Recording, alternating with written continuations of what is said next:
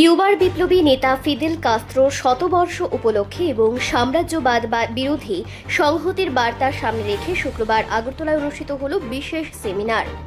RS ভবন হলের ১ নম্বরে আয়োজিত এই অনুষ্ঠানে ফিদেল কাস্ত্রোর রাজনৈতিক আদর্শ, সাম্রাজ্যবাদ বিরোধী অবস্থান এবং আন্তর্জাতিক সংহতির গুরুত্ব নিয়ে আলোচনা করা হয়। সেমিনারে উপস্থিত ছিলেন কিউবার দূতাবাসের ফার্স্ট সেক্রেটারি অধ্যাপক মাইকি দিয়াজ, ভারতে নিযুক্ত কিউবার রাষ্ট্রদূত জুয়ান কার্লোস আগুইলেরা, ত্রিপুরার প্রাক্তন মুখ্যমন্ত্রী মানিক সরকার, সিপিআইএম ত্রিপুরা রাজ্য কমিটির সম্পাদক তথা বিরোধী দলনেতা জিতেন্দ্র চৌধুরী। এছাড়াও কিউবা সলিডারিটি কমিটির প্রতিনিধিরা অনুষ্ঠানে উপস্থিত ছিলেন।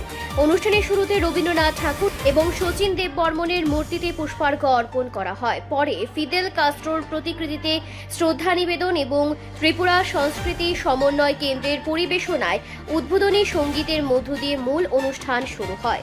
সেমিনারে বক্তব্য রাখতে গিয়ে জিতেন্দ্র চৌধুরী ফিদেল কাস্ত্রোর সাম্রাজ্যবাদ বিরোধী রাজনৈতিক ভূমিকা এবং আন্তর্জাতিক সংহতির প্রয়োজনীয়তার কথা তুলে ধরেন।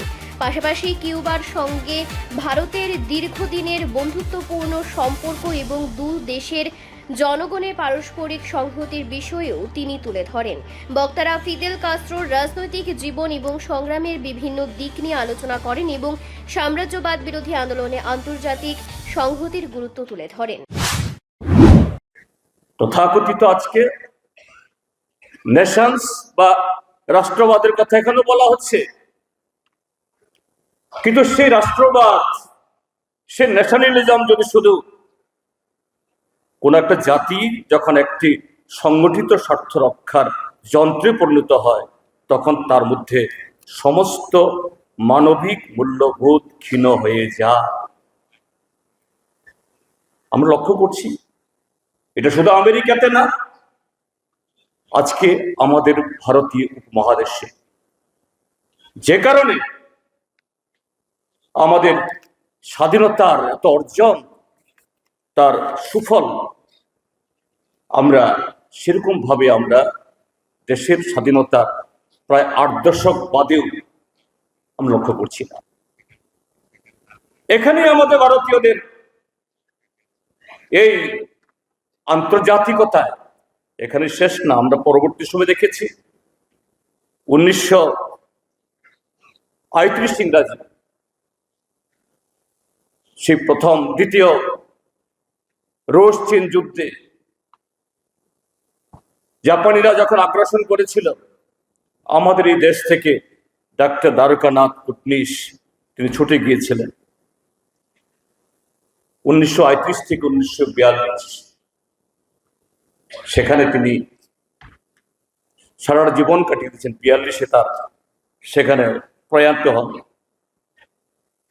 1924 ইংরাজিতে রবীন্দ্রনাথ সেই চীনে গিয়ে, তখনও চীনের বিপ্লব হয়নি, কিন্তু সেখানে যে মাও সেতুংয়ের নেতৃত্বে সেখানে এই অভাবের বিরুদ্ধে, শোষণের বিরুদ্ধে সেখানকার মানুষকে উদ্বুদ্ধ করেছেন।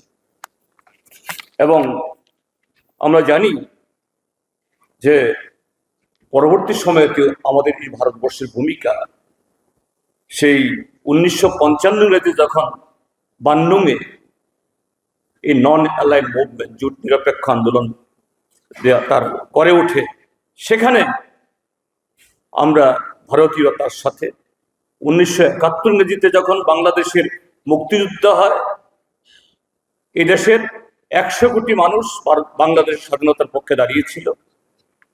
তো এইভাবেই যে যুগে যুগে আমাদের এই ভারতবর্ষ, সেখানে ভারতবাসী, এখানে দল মত আমাদের যাই থাক, আমরা বিশ্ব মানবতার পক্ষে, শোষণের বিরুদ্ধে, আগ্রাসনের বিরুদ্ধে, শান্তি সপক্ষে আমরা দাঁড়িয়েছি।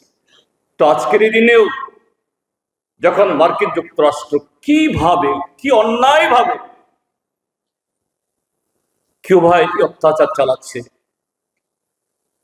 আপনি দেখছেন, সেই মানবিক দায়িত্ব থেকেই আমরা গর্বের সাথে সাম্রাজ্যবাদের বিরুদ্ধে আজকে আওয়াজ তুলছি আমাদের কি রাজ্যে দাঁড়িয়ে, শুধু আমাদের রাজ্যের পক্ষ থেকে না, আমাদের পার্টির তরফ থেকে না, এটা গোটা ভারতবর্ষের পক্ষ থেকে এটাই আমাদের অঙ্গীকার।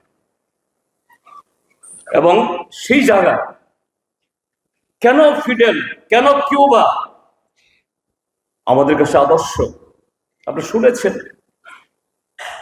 65 বছর ধরে, তার বেশি সময় ধরে 12 জন আমেরিকার রাষ্ট্রপতির নেতৃত্বে ফিডেলের উপরে 635 বার কাপুরুষোচিত আক্রমণ হয়েছে। ফিডেলের একটা চুলও টেনে উপরে তুলতে পারে। ব্যুরো রিপোর্ট, সংবাদ প্রতীক্ষা।